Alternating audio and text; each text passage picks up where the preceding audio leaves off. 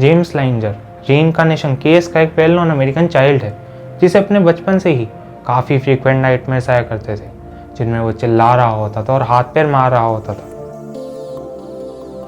उसके in detail nightmares ने उसके पिता की रिसर्च के कारण हमें ये बात पता चल पाई कि आखिर वो अपनी पास्ट लाइफ में कौन था।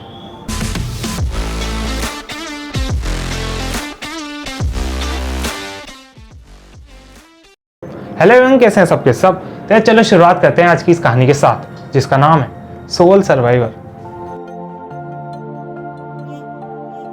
जेम्स मेडिसन लाइंजर का जन्म 10 अप्रैल 1998 को सैन फ्रांसिस्को में हुआ। उसके पिता Bruce Leinzer human resource executive थे और उसकी mom Andrea Leinzer writer, homemaker और डांसर थी। जेम्स के पैदा होने के कुछ समय बाद ही लाइंजर फैमिली डलास शिफ्ट हो गई। फिर जब जेम्स 22 महीनों का हुआ तो ब्रूस उसे जेम्स कैवेनॉ फ्लाइट म्यूजियम ले गया, जहां पर जेम्स वर्ल्ड वॉर 2 के प्लेन्स की ओर इतना आकर्षित हुआ कि ब्रूस को उसे ज़बरदस्ती खींचकर वहां से वापस लाना पड़ा। फिर 2 महीनों बाद जेम्स अपनी मॉम के साथ कहीं बाहर गया और रास्ते की एक टॉय शॉप में वो कुछ देखने लगा। जब एंड्रिया ने उसे ऐसा देखा तो वो अंदर गई और उसके लिए एक प्रोपेलर वाला प्लेन ले आई और उसने जेम्स से कहा कि देखो, इसके नीचे एक बॉम्ब भी है। तो जेम्स ने कहा कि मॉम, वो बॉम्ब नहीं बल्कि एक ड्रॉप टैंक है। जब एंड्रिया ने इस बारे में ब्रूस से पूछा तो ब्रूस ने कहा कि ड्रॉप टैंक एक एक्स्ट्रा फ्यूल टैंक होता है ताकि फ्लाइट की रेंज को एक्सटेंड किया जा सके। जब जेम्स 2 साल का हुआ तो उसके कुछ समय बाद से ही उसे नाइटमेयर्स आने लगे, और वो भी 1 या 2 बार नहीं बल्कि हफ्ते में 5-5 बार। इन नाइटमेयर्स में वो हाथ पैर मारता और चिल्लाता था, airplane crash, plane on fire, little man can't get out. जब वो 28 महीनों का हुआ तो ब्रूस ने उससे पूछा कि आखिर ये लिटिल मैन कौन है। तो उसने कहा कि लिटिल मैन वो खुद है, और जापानीज आर्मी ने उसके प्लेन को नीचे गिरा दिया था। फिर कुछ हफ्तों बाद उसने और डिटेल्स बताना शुरू किया। उसका कहना था उसका नाम जेम्स है और उसने एक कोर्सेर उड़ा है। उसने बोट से उड़ान भी भरी है जिसका नाम उसने नातोमा बताया। उसका कहना था वो एक अमेरिकन बोट थी। फिर कुछ महीनों बाद उसने कहा कि उसका जैक लार्सन नाम का एक दोस्त हुआ करता था जो कि एक पायलट था, और जापानीज आर्मी ने उसके प्लेन को आइवो जिमा के पास नीचे गिरा दिया था। इवन खेलते दौरान भी जेम्स अपने प्लेन्स को फर्नीचर में क्रैश कराया करता। और फिर उसने ये चीज़ें अपनी ड्राइंग्स में भी दर्शाना शुरू की। वो यूजुअली अमेरिकन और जापानीज़ के बीच की नेवल एरियल बैटल्स की ड्राइंग्स बनाया करता, जहाँ हर जगह आग लगी होती थी, प्लेन्स क्रैश हो रहे होते थे, गोलियाँ और बॉम्ब्स गिराए जा रहे होते थे। क्लियरली ये वर्ल्ड वॉर 2 की ही इमेजेस थी, क्योंकि वो प्रोपेलर वाले प्लेन्स बनाया करता था, न कि जेट्स या मिसाइल्स, जो कि वर्ल्ड वॉर 2 के दौरान ही यूज़ किए गए थे। और फिर उसने अमेरिकन एयरक्राफ्ट्स को वाइल्ड कैट्स और कोर्सेयर्स कहा, और जापानीज़ एयरक्राफ्ट्स को जीक्स और बेटीज। उसका कहना था कि लड़कों वाले नाम फाइटर प्लेन्स को रेफर करते हैं और लड़कियों वाले बॉम्बर्स को। जब ब्रूस ने ये बातें इंटरनेट पर चेक की तो उसे पता चला कि जेम्स बिल्कुल सही कह रहा है। जेम्स अपनी ड्राइंग्स के नीचे जेम्स के नाम से साइन किया करता था। फिर उसके पेरेंट्स ने उससे इसका रीज़न पूछा तो उसने खुद को 3rd जेम्स कहा। उसने जेम्स हस्टन जूनियर को 2nd जेम्स रेफर किया। फिर एक दिन जब वो अपने पेरेंट्स के साथ हिस्ट्री चैनल पर वर्ल्ड वॉर 2 का एक शो देख रहा था, और उस दौरान जब नरेटर ने कहा कि अमेरिकन कोर्सेयर्स ने जापानीज जीरोस को नीचे गिरा दिया, तो उसने नरेटर को करेक्ट करते हुए कहा कि वो जीरोस नहीं बल्कि टोनीज थे।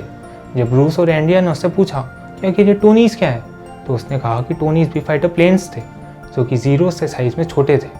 जब ब्रूस और एंड्रिया ने इस पर फर्दर रिसर्च की तो उन्हें पता चला कि अगेन जेम्स सही कह रहा था। एंड्रिया का मानना था कि उनके बेटे का पुनः जन्म हुआ है, लेकिन ब्रूस इन सब बातों पर यकीन नहीं रखता था, और इसी वजह से उसने अपने बेटे के स्टेटमेंट्स पर फर्दर रिसर्च की। और तब उसे पता चला कि नातोमा बे एक अमेरिकन एयरक्राफ्ट करियर था जिसने वर्ल्ड वॉर 2 के दौरान पैसिफिक में सर्व किया था।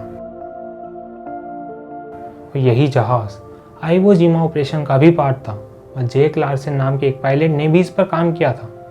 लेकिन जैक की मौत प्लेन क्रैश में नहीं हुई थी, और इसी वजह से ब्रूस ने अपना फोकस जेम्स मैकरेडी हस्टन पर शिफ्ट कर दिया। वो पेंसिल्वेनिया का रहने वाला था। उसकी मौत आइवो जिमा के पास 21 साल की उम्र में हुई थी, और उसकी ज़िंदगी जेम्स के स्टेटमेंट से काफ़ी हद तक मैच करती थी। लेकिन हस्टन की मौत FM-2 वाइल्ड कैट में हुई थी, ना कि कोर्सेयर में। और फिर नातोमा बे पर सर्व करने वाले सोल्जर्स ने भी कहा कि वहाँ पर कोर्सेयर्स तो थे ही नहीं, और हस्टन के प्लेन के नीचे गिरने वाली डिटेल्स भी कभी कंफर्म नहीं हो पाई। पर जब ब्रूस जेम्स हस्टन की बहन एने बैरन से मिलने गया तो वहाँ उसने कोर्सेयर के सामने खड़े जेम्स हस्टन की फ़ोटो देखी, जिससे ये बात तो साबित हो गई कि हस्टन ने कोर्सेयर उड़ाया तो था। और फिर कुछ आई विटनेसेस भी सामने आए जिन्होंने बताया कि हस्टन के प्लेन पर जापानीज़ ने हमला किया था, जिस वजह से प्लेन के इंजन में आग लग गई और वो क्रैश हो गया। और यही बातें जेम्स ने भी कही थी। ब्रूस ने एन की जेम्स से बात करवाई और एन ने कहा कि ये उसके भाई का रीइंकार्नेशन ही है, क्योंकि जेम्स ने ऐसी ऐसी बातें बताई जो कि सिर्फ हस्टन को पता थी, जैसे कि उनके पिता एक अल्कोहलिक थे, जिस वजह से घर में काफ़ी दिक्कतें होती थी। और उनकी मॉम ने एन की एक पेंटिंग बनाई थी जब वो छोटी बच्ची थी।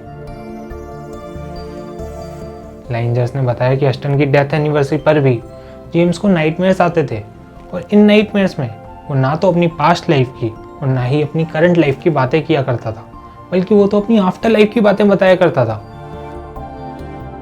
उसने बताया कि उसने ही एंड्रिया और ब्रूस को अपने पेरेंट्स के तौर पर चूज़ किया है, और फिर उसने उनके हवाई में स्पेंड की वेकेशन की भी एग्जैक्ट डिटेल्स बताई, और तब तो वो पैदा भी नहीं हुआ था। और फिर उसने अपने 3 GI जो डॉल्स को बिली, वॉल्टर और लियोन नाम दिया था, क्योंकि उसका कहना था कि वो इन तीनों से हेवन में मिला है। एंड्रिया और ब्रूस को बाद में पता चला कि बिली पेलर, वॉल्टर डेवलिन और लियोन कॉनर्स हस्टन के स्क्वाड्रन मेट्स थे, जिनकी मौत उसके कुछ टाइम पहले ही हुई थी। जेम्स के नाइटमेयर्स बढ़ते ही जा रहे थे, और इसी वजह से एंड्रिया ने कैरोल बॉमैन को कांटेक्ट किया, जो कि एक थेरेपिस्ट थी, और उसने रीइंकार्नेशन पर काफ़ी स्टडीज़ भी कर रखी थी। उसने सजेस्ट किया कि इन नाइटमेयर्स को एक सपोर्टिव वे में सुनने की ज़रूरत है, और जेम्स को बार बार ये समझाने की ज़रूरत है कि वो सब उसकी पास्ट लाइफ में हुआ था, जो कि अब ख़त्म हो चुकी है और अब वो बिल्कुल सेफ़ है। ये तरीका जेम्स के नाइटमेयर्स में काफ़ी सिग्निफिकेंट ड्रॉप ले आया। बॉमैन ने लाइंजर्स की 8 सालों तक मदद की, और फिर 2009 में उसने जेम्स की लाइफ पर एक किताब पब्लिश की, सोल सर्वाइवर, जो कि न्यूयॉर्क टाइम्स में एक काफ़ी अच्छे ड्यूरेशन के लिए बेस्ट सेलर भी रही। 2004 में ABC प्राइम टाइम ने भी जेम्स का इंटरव्यू लिया। उस टाइम के बाद से ही जेम्स की कहानी दुनिया भर में पॉपुलर है। हालांकि ऐसे लोग भी सामने आए जिन्होंने कहा कि ये सब बस एक मनगढ़ंत कहानी है और रीइंकार्नेशन जैसा कुछ एग्जिस्ट ही नहीं करता। लेकिन अल्टीमेटली उन लोगों को इस सब के अगेंस्ट कोई एविडेंसेस नहीं मिले, और फाइनली उन लोगों ने भी यही कहा कि ये एक अनफॉरगेटेबल केस ऑफ रीइंकार्नेशन है। तो यहीं ख़त्म करते हैं इस वीडियो को। लेकिन अगर आपके सपनों में आपकी पास्ट लाइफ आती है तो कमेंट सेक्शन में ज़रूर बताना, और अगर ऐसे वीडियोस और देखने तो जुड़े रहिए चैनल के साथ। Like, share and subscribe. जल्दी मिलेंगे अगली वीडियो के साथ, तब तक के लिए बाय बाय, टेक केयर।